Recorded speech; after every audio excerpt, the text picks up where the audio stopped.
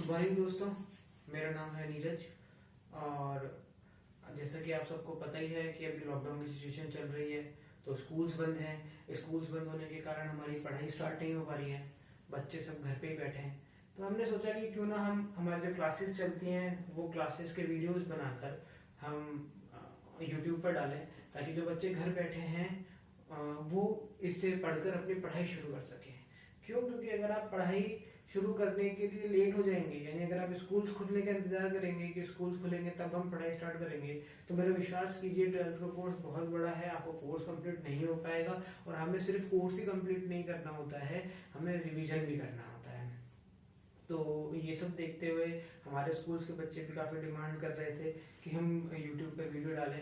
तो हमने सोचा ठीक है, यूट्यूब पे वीडियो डाल देते हैं, स्कूल्स के बच्चे भी देख सकते हैं और दूसरे बच्चे भी देख सकते हैं, सारे बच्चे देख के ये पढ़ाई स्टार्ट कर सकते हैं। ठीक है, तो पहले मैं आपको थोड़ा सा इंट्रोडक्शन दूंगा। ये वीडियो थोड़ा सा शॉर्ट होने वाला है, क्योंकि इस वीडियो के अंदर हम सिर्फ आपको 12th क्लास का और आपके कोर्स का इंट्रोडक्शन देंगे और थोड़ा सा हमारा एक टॉपिक स्टार्ट करके उसका इंट्रोडक्शन देंगे। धीरे धीरे हम हर रोज हम कोशिश करेंगे कि हम रोज या एक दिन छोड़ के एक दिन हम वीडियो डालते रहें, जिससे आपकी पढ़ाई रेगुलर होती रहे। हम यहाँ पर उतना पढ़ाएंगे जितना हम एक क्लास के अंदर पढ़ाते हैं। हम बहुत ज्यादा कुछ एक बार में नहीं पढ़ाने वाले हैं, हम धीरे धीरे रेगुलर बेसिस पे वीडियोस डालते रहेंगे। आप वो रेगुलर बेसिस पे वीडियोस देखते रहिए, आपकी पढ़ाई रेगुलर चलती रहेगी।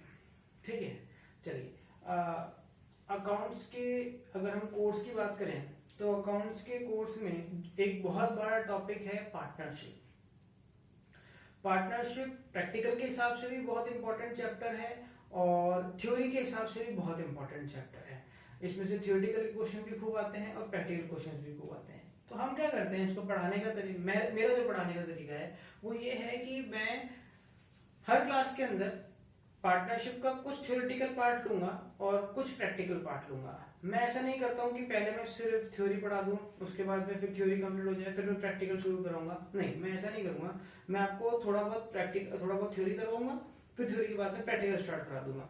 फिर नेक्स्ट क्लास के अंदर फिर थ्योरी का टॉपिक उठाऊंगा और फिर उसके बाद में आपको प्रैक्टिकल कराऊंगा। तो हम दोनों बराबर बराबर लेके चलते रहेंगे। तो जैसा कि आपको फर्स्ट टॉपिक, हमारे जो फर्स्ट चैप्टर है accounting for partnership firm fundamentals. देखिए, ये टॉपिक सीबीएसई में भी है और आरबीएसई में भी है। तो ये जो पार्टनरशिप की जो वीडियोस हैं, ये वीडियो सीबीएसई के लिए भी इंपॉर्टेंट है और आरबीएसई के लिए भी इंपॉर्टेंट है, क्योंकि दोनों का कोर्स सेम है। ठीक है, तो उसको थोड़ा ध्यान से देखिएगा। देखिए, पार्टनरशिप ऐसा नहीं है कि आपने पहले कभी सुना नहीं। आप जब 11th क्लास में आपने बिजनेस स्टडीज या बिजनेस मैनेजमेंट पढ़ा होगा, तो उसके अंदर एक टॉपिक आया था आपका बिजनेस ऑर्गेनाइजेशन। बिजनेस ऑर्गेनाइजेशन के अंदर आपको पार्टनरशिप के बारे में इंट्रोडक्शन दिया गया था उसके अंदर, कि पार्टनरशिप क्या होती है, पार्टनरशिप के फीचर्स वगैरह और टाइप्स ऑफ पार्टनर्स, इन सब के बारे में आपको नॉलेज दी गई थी। मैं आपको यहाँ पर हम उसकी अकाउंटिंग पढ़ेंगे, पर फिर भी उसके शुरू होने से पहले मैं आपको थोड़ा सा पार्टनरशिप के बारे में दोबारा थोड़ा सा समझाना चाहता हूँ कि पार्टनरशिप हम किसे कहते हैं। ठीक है, देखिए आपने सोल प्रोप्राइटरशिप सुनी होगी क्या? आपने सुना होगा सोल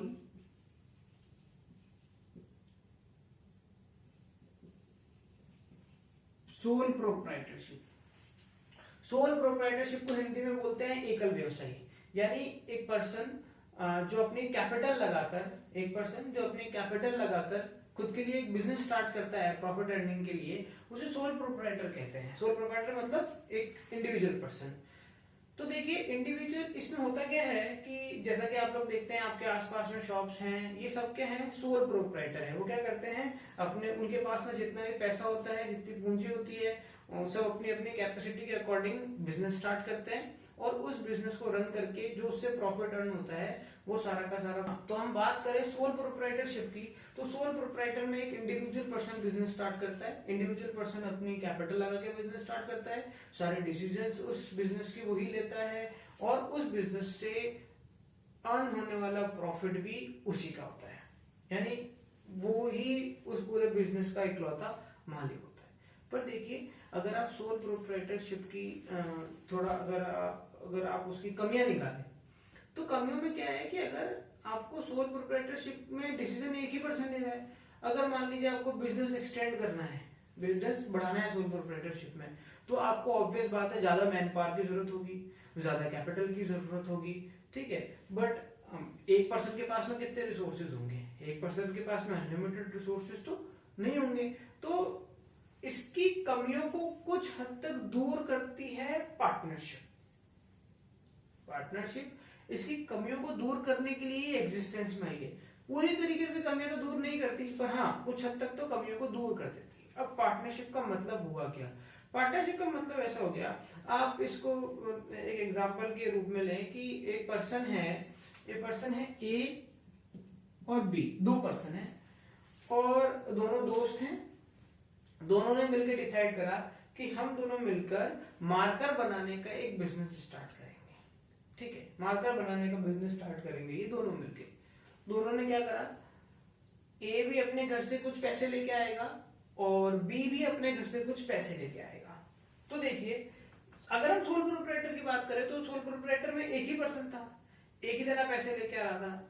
अब यहाँ पर दो पर्सन हो गए, दो पर्सन पैसे लेके आ रहे हैं, तो एक तरीके से कैपिटल डबल हो सकती है ना, और यहाँ पर नंबर ऑफ पार्टनर्स भी ज्यादा हो सकते हैं। अभी हम आगे थ्योरेटिकल पार्ट पढ़ेंगे, थ्योरेटिकल पूरा पढ़ेंगे, कितने मेंबर्स होते हैं, कितने मिनिमम कितने मेंबर्स, मैक्सिमम कितने मेंबर्स, हम सारी चीजें पढ़ेंगे। पर पहले मैं आपको सिर्फ पार्टनरशिप के बारे में एक आउटलाइन देना चाहता हूँ, ताकि आपको ये पता पड़ जाए कि हम पढ़ने क्या वाले हैं।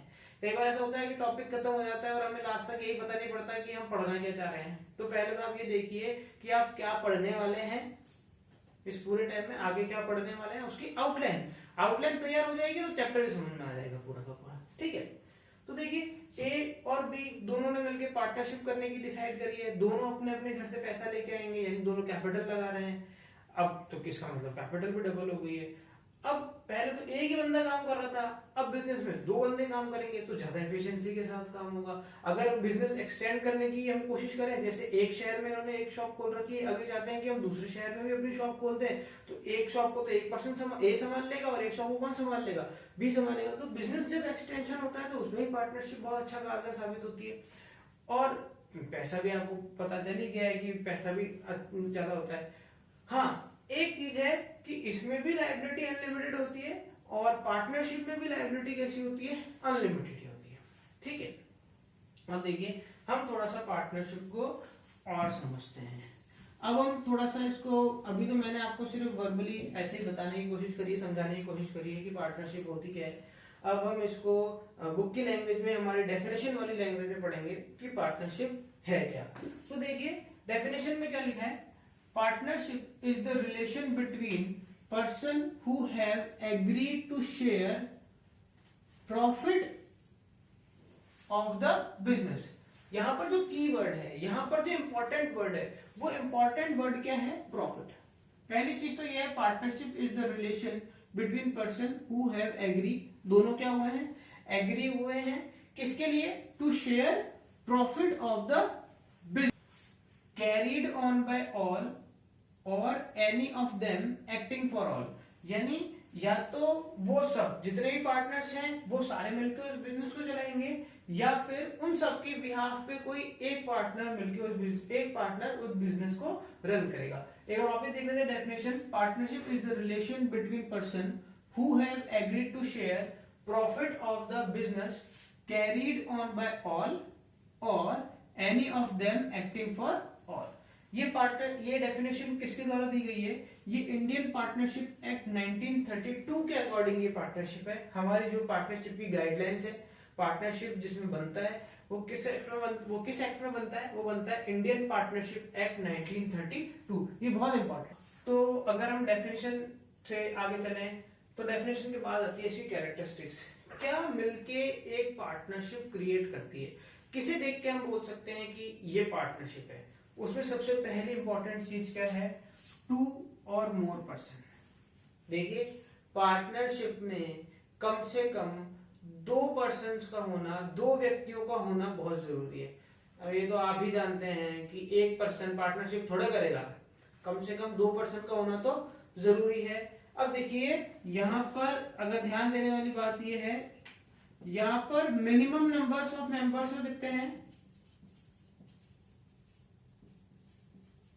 मिनिमम नंबर्स ऑफ मेंबर्स कितने हैं 2 और मैक्सिमम नंबर्स ऑफ मेंबर्स कितने हैं 100। इसके मैक्सिमम नंबर ऑफ पार्टनर्स में एक और प्रोविजन भी है, वो हम आपको और बताएंगे। मैंने बोला ना हम थोड़ा धीरे धीरे थ्योरी पढ़ेंगे, हम थ्योरी के टॉपिक्स और बाद में उठाएंगे, इनको हम और अच्छे से एलैबोरेट करेंगे बाद में। अभी हम सिर्फ वो चीजें ले रहे हैं जो हमारे प्रैक्टिकल के लिए ज्यादा इंपॉर्टेंट रहेगी और हमें एक बेसिक नॉलेज देगी पार्टनरशिप की। हम हर बार हर चैप्टर हर वीडियो के अंदर एक नई थ्योरी या फिर पुरानी पढ़ाई गई थ्योरी को भी और ज्यादा एलैबोरेट करेंगे, ठीक है। तो मिनिमम कितने मेंबर्स होने चाहिए 2 और मैक्सिमम नंबर्स ऑफ मेंबर्स कितने 100, ठीक है। एक पार्टनरशिप के अंदर एग्रीमेंट कैन बी रिटर्न और ओरल। देखिए एग्रीमेंट का मतलब होता है दो लोगों के बीच में, दो पार्टनर्स के बीच में समझौता होना, ठीक है, उसे हम क्या बोलते हैं एग्रीमेंट बोलते हैं। एग्रीमेंट वर्ड आप सबने सुना भी होगा, दोनों के बीच में क्या हो रहा है समझौता हो रहा है, ठीक है। अब ये जो एग्रीमेंट है ये रिटर्न भी हो सकता है और ये ओरल भी हो सकता है। ये बहुत इंपॉर्टेंट है, ये बहुत इंपॉर्टेंट है। ये जो कैरेक्टरिस्टिक्स का जो पूरा टॉपिक है ये क्वेश्चंस के हिसाब से बहुत ज्यादा इंपॉर्टेंट टॉपिक है। तो हमें स्टार्टिंग से ही पढ़ाई उस हिसाब से करनी है कि क्या चीजें क्वेश्चंस के लिए इंपॉर्टेंट है, किन चीजों पे ज्यादा फोकस करना है, उन पे अभी से हम लोग फोकस करना शुरू करेंगे, ठीक है।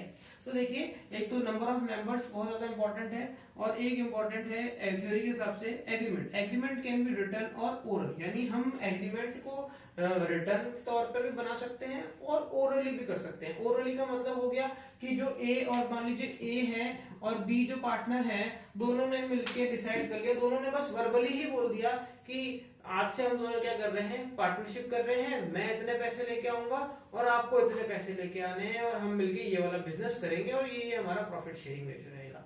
ये होता है वर्बल।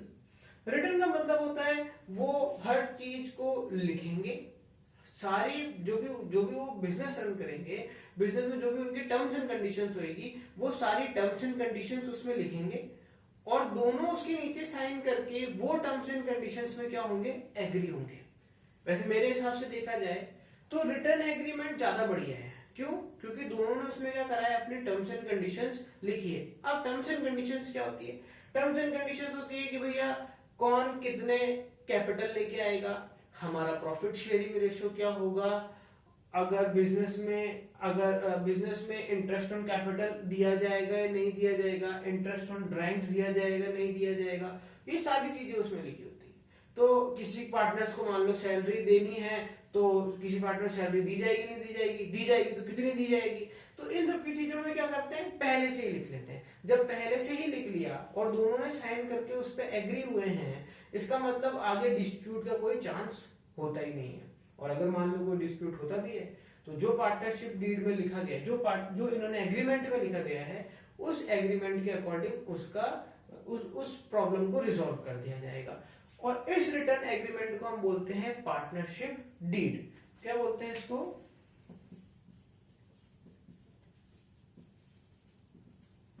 Partnership deed. ये जो पार्टनरशिप डीड है ये बहुत इंपॉर्टेंट है, अलग से इसको हम देखेंगे कि पार्टनरशिप डीड क्या होती है। अभी आप ये देख लीजिए कि ये जो रिटर्न एग्रीमेंट है, रिटर्न एग्रीमेंट क्या कहलाता है? Partnership deed. पहले इंपॉर्टेंट बात क्या है? Minimum numbers of members 2, maximum numbers of members कितने 100। दूसरी इंपॉर्टेंट बात एग्रीमेंट कैन बी रिटर्न और ओरल, रिटर्न भी हो सकता है और ओरल भी हो सकता है, ठीक है। इसके बाद में तीसरी इंपॉर्टेंट कैरेक्टरिस्टिक्स क्या है हमारी? Lawful business. भैया ये तो सारे बिजनेस की कैरेक्टरिस्टिक्स है मेरे हिसाब से। पार्टनरशिप की क्या? लॉफुल बिजनेस का मतलब है आप ऐसा कोई भी बिजनेस नहीं करेंगे जो हमारे कानून के अंदर अनलॉफुल है। मतलब कानून के अकॉर्डिंग जो बिजनेस करना गैर कानूनी है वो बिजनेस आप नहीं करेंगे, आप सिर्फ लीगल बिजनेस ही करेंगे। इसका आपको एक बेस्ट एग्जांपल देता हूं। मान लो ए और बी है, दोनों ने मिलकर पार्टनरशिप शुरू करी, ठीक है। क्या करने के लिए शुरू करी पार्टनरशिप? वो उन्होंने शुरू करी कि हम दूसरे देश से इंडिया के अंदर गोल्ड को स्मगलिंग करेंगे, यानी गैर कानूनी तरीके से क्या लेके आएंगे? गोल्ड हमारे देश के अंदर लेके आएंगे। तो स्मगलिंग करना तो आप जानते ही हैं गैर कानूनी है। तो अगर ऐसे किसी काम के लिए अगर आप पार्टनरशिप कर रहे हैं तो वो पार्टनरशिप कैसी है, अनलॉफुल है। ठीक है, ऐसी पार्टनरशिप को पार्टनरशिप नहीं माना जाएगा, ऐसी पार्टनरशिप इंडियन पार्टनरशिप एक्ट 1932 के अकॉर्डिंग पार्टनरशिप नहीं कहलाएगी। ठीक है, ये हो गया, ये हो गया, ये हो गया। इसके बाद में प्रॉफिट शेयरिंग। देखिए प्रॉफिट शेयरिंग, हम बार बार प्रॉफिट वर्ड का ही काम ले रहे हैं, यहां पर भी हमने प्रॉफिट वर्ड ही काम में लिया और यहां पर भी हम क्या वर्ड काम में ले रहे हैं, प्रॉफिट शेयरिंग वर्ड काम में ले रहे हैं। लॉस वर्ड काम में क्यों नहीं ले रहे भाई? अगर पार्टनरशिप कर रहे हैं तो लॉस भी तो हो सकता है ना, जरूरी थोड़ी नहीं है प्रॉफिट ही हो। पर देखिए लॉस हो सकता है, बिल्कुल हो सकता है। ये मान लीजिए ए और बी ने बिजनेस स्टार्ट करा, अब उस बिजनेस में प्रॉफिट हो सकता है तो भी इन दोनों का, और लॉस हुआ तो भी इन दोनों का ही है। ठीक है, पर हमने यहाँ पर डेफिनेशन में तो लॉस वर्ड काम में नहीं लिया, यहाँ पर भी लॉस वर्ड काम में नहीं लिया। वो इसलिए नहीं लिया क्योंकि कई बार हमारी पार्टनरशिप में कुछ ऐसे पार्टनर्स भी ऐड होते हैं जो सिर्फ प्रॉफिट में पार्टिसिपेट करते हैं, लॉस में पार्टिसिपेट नहीं करते हैं, पर प्रॉफिट में तो पार्टिसिपेट करते ही करते हैं। यानी अगर कोई ऐसा पार्टनर बनना चाहे जो प्रॉफिट में पार्टिसिपेशन नहीं करे तो वो पार्टनर पार्टनर नहीं कहलाता। पार्टनर जब भी कहलाएगा जब उसका प्रॉफिट में पार्टिसिपेशन हो, भले ही लॉस में पार्टिसिपेशन ना हो चलेगा, पर प्रॉफिट में पार्टिसिपेशन तो चाहिए ही चाहिए। आप लोग 11th क्लास में बिजनेस स्टडीज में पढ़ के आए ना टाइप्स ऑफ पार्टनर्स, अगर वो किसी ने ढंग से पढ़ा है तो उसको ये बहुत अच्छी तरीके से समझ में आ जाएगा। ठीक है, आगे business can be carried on by all or any of them acting up for all. हमने ये चीज यहाँ पे पढ़ी है कि बिजनेस या तो जितने ही पार्टनर्स है, मान लो किसी बिजनेस में 10 पार्टनर है तो या तो वो 10 के 10 मिलकर वो बिजनेस को चलाएंगे, या फिर उन सबके बिहाफ पे कोई एक पार्टनर क्या करेगा, बिजनेस को चलाएगा। एक या दो पार्टनर जैसे भी वो लोग डिसाइड करेंगे, मिलकर क्या करेंगे, वो बिजनेस को चलाएंगे। ये है पार्टनरशिप की इंट्रोडक्शन पार्ट कि पार्टनरशिप क्या होता है। पार्टनरशिप की बहुत अच्छी खासी थ्योरी है, मतलब काफी ज्यादा थ्योरी है। हम हर दिन थोड़ी थोड़ी थ्योरी पढ़ते जाएंगे। ठीक है, अभी हम थोड़ी बहुत थ्योरी पढ़ रहे हैं। एक टॉपिक पार्टनरशिप डीड हम थ्योरी का और अभी पढ़ेंगे, और ये पढ़ने के बाद में फिर हम थोड़ा सा प्रैक्टिकल स्टार्ट करें। Partnership deed is an written agreement signed by all the partners. Agreement contains all the terms and conditions of the partnership. Partnership deed क्या है? पार्टनरशिप डीड एक रिटर्न एग्रीमेंट है जिस पर सभी पार्टनर्स ने क्या करे होते हैं, साइन करे होते हैं। किस चीज पे? उसमें लिखी होती है उसकी सारी की सारी टर्म्स एंड कंडीशंस, और उस पर साइन करने का मतलब हुआ कि उसमें जो भी टर्म्स एंड कंडीशंस लिखी है वो सारे terms and conditions partners agree करते हैं। तो पार्टनरशिप डीड के कंटेंट क्या क्या होते हैं, मतलब पार्टनरशिप डीड में की जो टर्म्स एंड कंडीशंस है उन टर्म्स एंड कंडीशंस में क्या क्या मेंशन करा हुआ होता है। तो देखिए क्या मेंशन करा हुआ होता है। पहली चीज मेंशन करी हुई होती है नेम ऑफ पार्टनर्स के पार्टनर्स कौन कौन है पार्टनरशिप डीड में। ठीक है, और बताया होता है फर्म के बारे में, डेफिनेशन ऑफ फर्म, फर्म का नाम, फर्म का बिजनेस क्या रहेगा, किस बारे में काम करेगी, और क्या मेंशन रहता है profit sharing ratio, profit sharing ratio, और मेंशन रहते हैं रेम्युनरेशन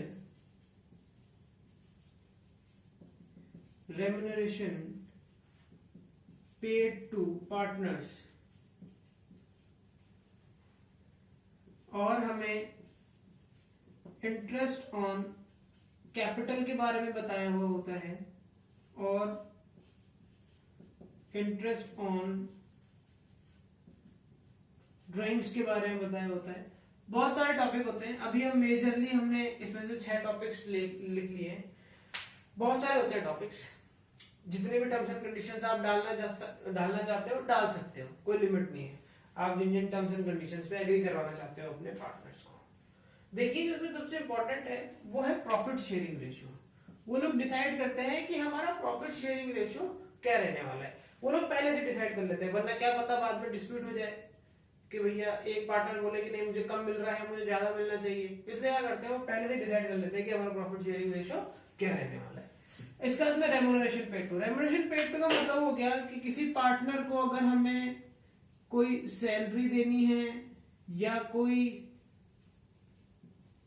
कमीशन पेड करना है या और भी कोई कुछ पेड करना है, किसी पार्टनर को मिलना है, तो उसे हम क्या बोलेंगे, रेम्यूनरेशन बोलेंगे। अगर किसी पार्टनर को ऐसा कुछ दिया जाना है तो उसका डिक्लेरेशन यहीं पर ही दिया जाएगा कि किस पार्टनर को मिलेगा और कितना मिलेगा। इंटरेस्ट ऑन कैपिटल और इंटरेस्ट ऑन ड्राइंग्स, ये दोनों मोस्ट इंपॉर्टेंट टॉपिक्स हैं, मोस्ट इंपॉर्टेंट टॉपिक्स है, इनको हम अलग से पढ़ेंगे। इंटरेस्ट ऑन कैपिटल, पार्टनर्स ने जो कैपिटल बिजनेस में लगाई होती है उस कैपिटल पे बिजनेस पार्टनर्स को इंटरेस्ट पेड करेगा। Drawings, interest on drawings, drawings का क्या मतलब हो गया, प्रोप्राइटर ने पर्सनल यूज के लिए अगर कोई कैश या कोई गुड्स निकाला है तो उसे हम क्या बोलेंगे, ड्राइंग्स। यानी ड्राइंग्स कौन करता है, प्रोप्राइटर करता है, ठीक है। तो इंटरेस्ट भी कौन देगा, प्रोप्राइटर देगा। किसको देगा, बिजनेस को देगा, ठीक है। तो इंटरेस्ट ऑन ड्राइंग्स कौन किसको दे रहा है, बिजनेसमैन दे रहा है, किसको, बिजनेस को। और इंटरेस्ट ऑन कैपिटल बिजनेस दे रहा है, किसको, बिजनेसमैन को। तो ये जो इंटरेस्ट ऑन कैपिटल है ये तो बिजनेस के लिए क्या है, एक्सपेंस, और इंटरेस्ट ऑन ड्राइंग्स बिजनेस के लिए क्या है, इनकम है, ठीक है। ये दोनों हॉट टॉपिक्स हैं, इनको हम आगे डिस्कस करेंगे हमारे प्रैक्टिकल के अंदर। ये दोनों टॉपिक्स बहुत ज्यादा इंपॉर्टेंट है, इनको हम आगे भी डिस्कस करेंगे। पार्टनरशिप डीड की और ज्यादा इसको डिफाइन हम और बाद में और करेंगे। देखिए हम क्या कर रहे हैं, यहाँ पर बोर्ड छोटा है क्योंकि हमारे पास में, तो हम यहाँ पर बहुत ज्यादा चीजें नहीं लिख सकते हैं। हम क्या कर रहे हैं, हम सिर्फ आपको यहाँ पर चीजें डिफाइन कर रहे हैं। उसके बाद में हम नोट्स के तौर पर हमारे जो इंस्टाग्राम है उस इंस्टाग्राम्स के ऊपर आपको नोट्स और आपको क्वेश्चन सीरीज प्रोवाइड कराई जाएगी। और अगर आपको किसी में कुछ प्रॉब्लम है तो आप कमेंट सेक्शन में भी बता सकते हैं और इंस्टाग्राम पे भी बता सकते हैं, दोनों में बता सकते हैं, ठीक है। देखिए एक और इम्पोर्टेंट चीज है कि किसी ने तो पार्टनरशिप डीड बनाई है और किसी ने पार्टनरशिप डीड नहीं बनाई है। ओरल एग्रीमेंट की भी तो बात है, ओरल एग्रीमेंट भी तो है, तो उसमें तो रिटर्न कुछ है नहीं। तो अगर किसी ने पार्टनरशिप डीड नहीं बनाई है तो ऐसे कौन से रूल है जो एप्लीकेबल है। देखिए अभी जो मैं आपको बताने जा रहा हूँ ये बहुत इंपॉर्टेंट है, इसे जरा ध्यान से देखिएगा। अगर पार्टनरशिप डीड एग्जिस्टेंस में नहीं है, यानी in the absence of partnership deed, कौन कौन से रूल एप्लीकेबल होंगे। देखिए अगर हम बात करें प्रॉफिट शेयरिंग की, तो एब्सेंस ऑफ पार्टनरशिप डीड में प्रॉफिट शेयरिंग क्या रहने वाली है, इक्वल। यानी किसी भी पार्टनर ने कितने भी पैसे लगाए हों उससे मतलब नहीं है, प्रॉफिट शेयरिंग रेशियो तो इक्वल ही रहने वाला है। इसको आप ऐसे समझिए, एक पार्टनर है ए और एक पार्टनर है बी। ए ने तो कैपिटल कितनी लगाई है, 2 लाख। कितनी कैपिटल लगाई, 2 लाख। और बी ने कैपिटल कितनी लगाई है, 3 लाख, ठीक। अब देखिए, अब देख रहे हैं कि बी ने कैपिटल ज्यादा लगाई है और ए ने कैपिटल कम लगाई है। अब दोनों ने क्या करा, पार्टनरशिप डीड साइन नहीं करी है और दोनों बिजनेस करने लगे। जब बिजनेस करने लगे तो थोड़े टाइम बाद जब प्रॉफिट निकल के आया बिजनेस में से, जब ये लोग प्रॉफिट बांटने लगे तो बी ने ऑब्जेक्शन करा। बी ने बोला कि भैया मुझे प्रॉफिट ज्यादा मिलना चाहिए, क्यों, क्योंकि मैंने कैपिटल ज्यादा लगाई है। ए ने बोला कि नहीं, हम तो दोनों बराबर बराबर लेंगे, ऐसा कुछ भी डिसाइड नहीं हुआ था। तो देखो ऐसी कंडीशन में दोनों में क्या हो सकता है, डिस्प्यूट हो सकता है। तो इसीलिए ये चीजें पहले से तय रहती है कि अगर पार्टनरशिप डीड हमने नहीं बनाई है पहले से, तो फिर प्रॉफिट शेयरिंग रेशियो क्या रहेगा, इक्वल ही रहेगा। किसी ने कैपिटल, किसी पार्टनर ने कैपिटल कम लगाई हो चाहे किसी ने ज्यादा लगाई हो, इस चीज का प्रॉफिट शेयरिंग रेशियो पे कोई भी इफेक्ट नहीं पड़ेगा, ठीक है। ये चीज समझ में आ गई। चलिए प्रॉफिट शेयरिंग रेशियो हो गया। एक हो जाएगा आपका इंटरेस्ट ऑन कैपिटल। अगर पार्टनरशिप डीड नहीं बनाई गई है, पार्टनरशिप डीड नहीं है, पार्टनरशिप डीड की एब्सेंस है, तो इंटरेस्ट ऑन कैपिटल नहीं दिया जाएगा। इंटरेस्ट ऑन ड्राइंग्स, अगर इंटरेस्ट ऑन ड्राइंग्स होता है, अगर पार्टनरशिप डीड नहीं है, तो इंटरेस्ट ऑन ड्राइंग्स भी नहीं लिया जाएगा। Remuneration, in the absence of partnership deed किसी भी पार्टनर को रेम्यूनरेशन नहीं मिलेगा। देखिए कैसे, एक एग्जांपल देता हूं इसको। आपका पार्टनर है, 3 पार्टनर है, ए, बी और सी।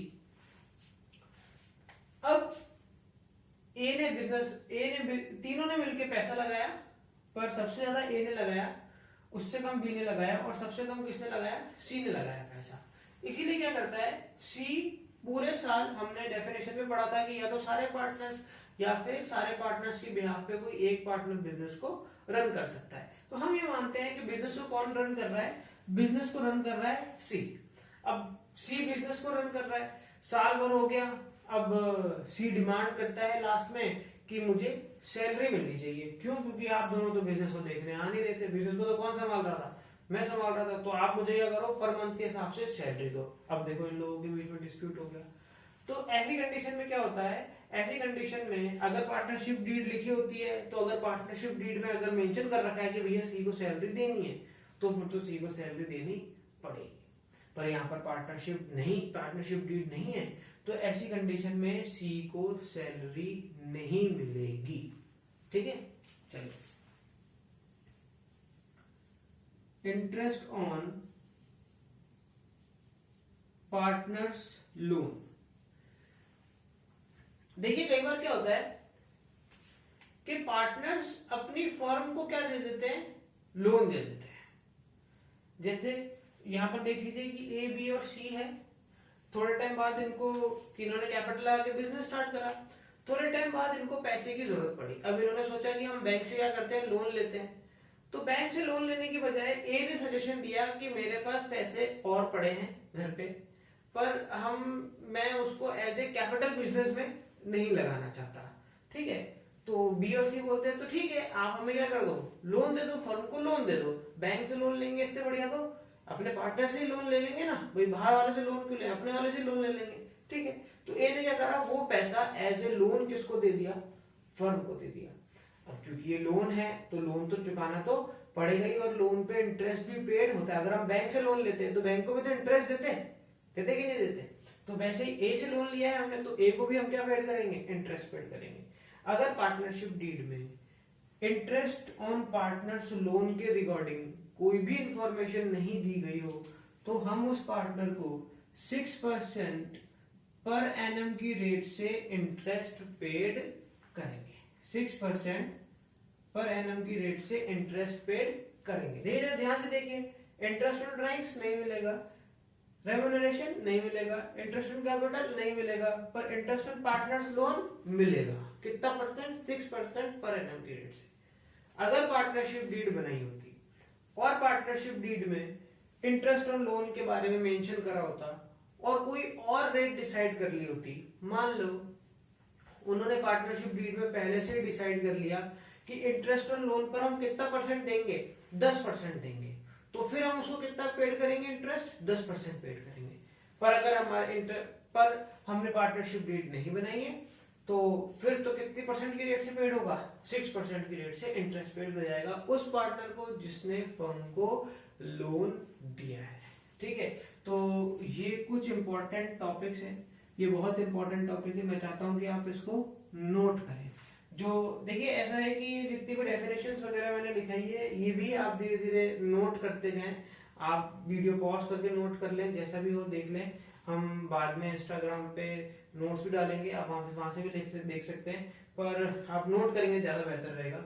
ये बहुत इंपॉर्टेंट है कि पार्टनरशिप डीड की एब्सेंस में, in the absence of partnership deed what rules should be applicable. तो ये कुछ रूल्स हैं जो एप्लीकेबल होते हैं पार्टनरशिप डीड की एब्सेंस में। पार्टनरशिप का इंट्रोडक्शन तो हमने देख लिया कि पार्टनरशिप क्या होती है और पार्टनरशिप डीड क्या होती है।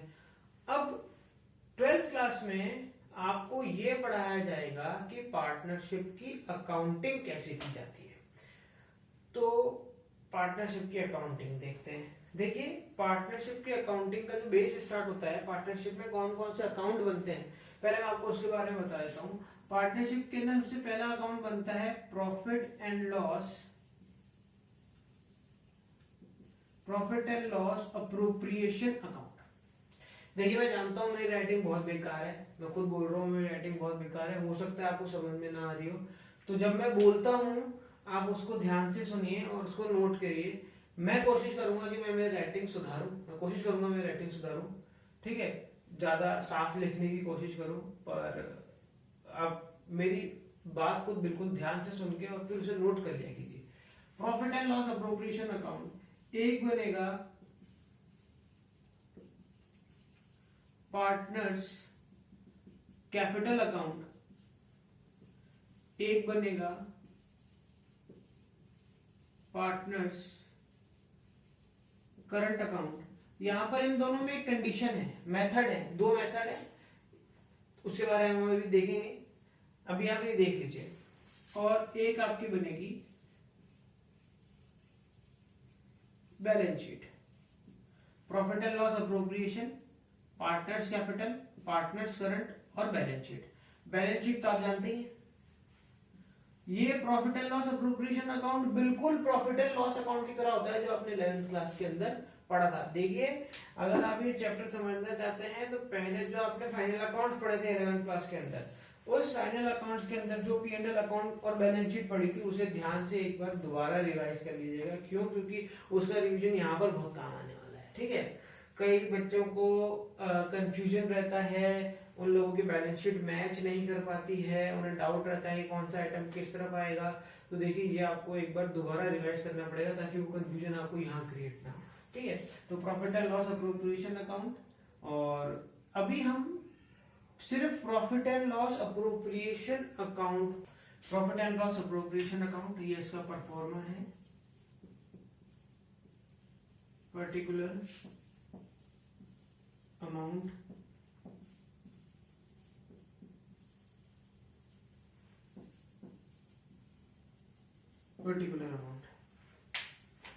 देखिए, आपको प्रॉफिट एंड लॉस अकाउंट तो याद होगा ना। प्रॉफिट एंड लॉस की ये डेबिट साइड और ये क्रेडिट साइड याद कीजिए।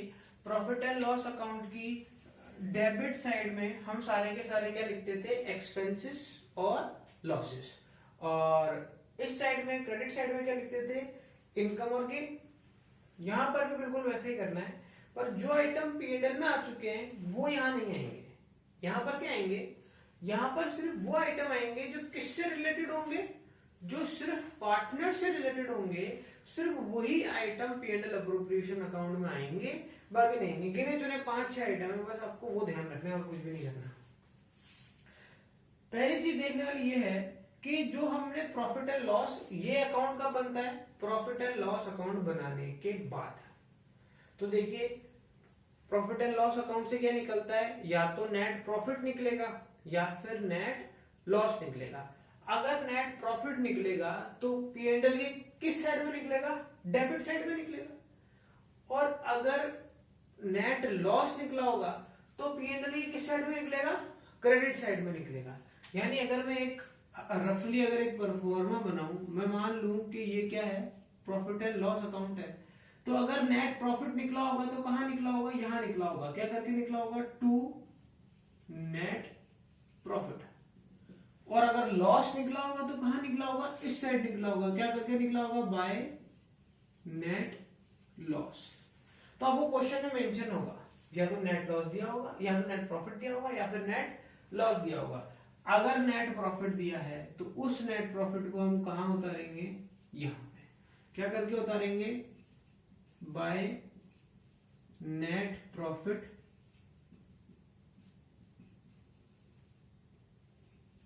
Transfer from profit and loss account, ठीक है। और अगर नेट लॉस दिया हुआ है तो वो कहां उतरेगा, यहां पे। क्या करके उतरेगा, to net loss transfer from profit and loss account. ठीक है, दोनों में से कोई एक चीज होगी, या तो नेट प्रॉफिट होगा या नेट लॉस होगा। नेट लॉस होगा तो वो उधर के किधर आ जाएगा, इधर। नेट प्रॉफिट होगा तो उधर के साइड में आ जाएगा, इधर क्रेडिट साइड में आ जाएगा। ठीक है, सबसे पहला काम आपको यही करना है, सबसे पहला काम यही हुआ। ठीक है, इसके बाद में आपको देखना है कि क्वेश्चन के हिसाब से मैं आपको परफॉर्मा बता देता हूँ। इंटरेस्ट ऑन कैपिटल, देखिए इस साइड में आएगा टू इंटरेस्ट ऑन कैपिटल।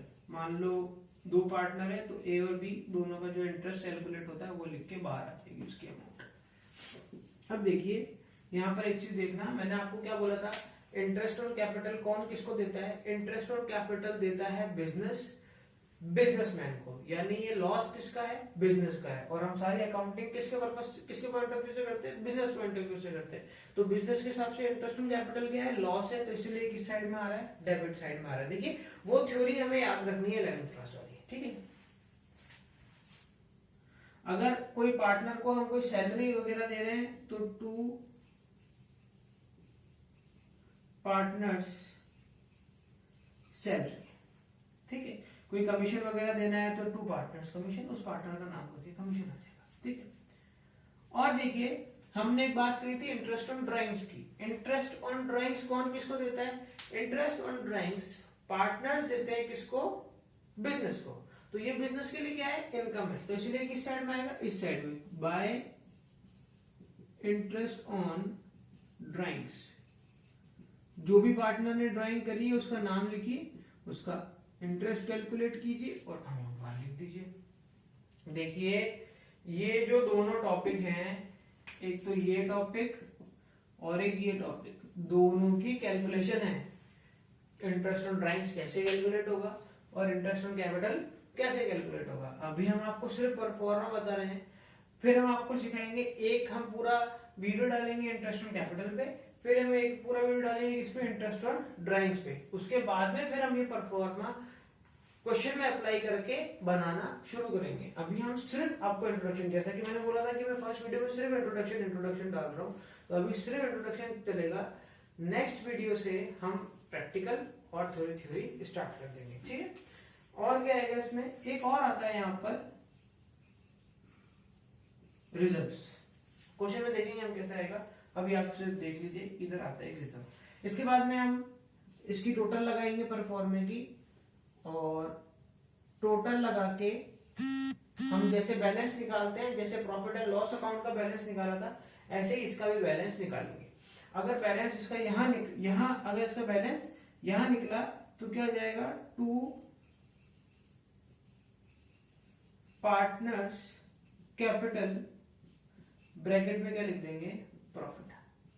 अगर इधर बैलेंस निकला तो हम क्या लिखेंगे? टू पार्टनर्स कैपिटल और